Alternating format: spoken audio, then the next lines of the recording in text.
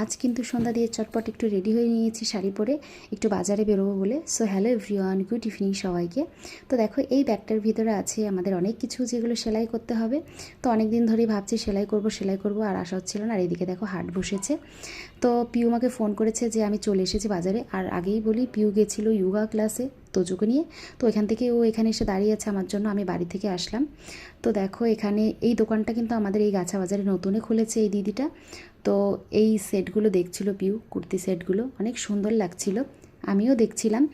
তো কী কী নিলাম সেগুলো তোমাদেরকে পরে দেখাবো।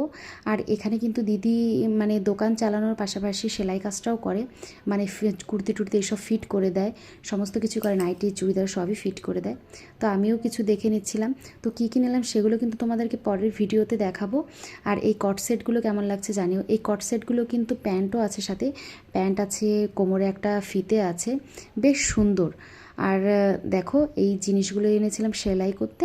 তো এই জিনিসগুলোর এখন মাপ নিয়ে নিচ্ছিল দিদি। এদিকে আমাদের কেনাকাটাও কিন্তু কমপ্লিট হয়ে গেছে, এখন আমরা যাব বাড়িতে। আর এদিকে দেখো খুব হাওয়া ছেড়েছিল। তো চলো এখন বাড়ি যাওয়া যাক।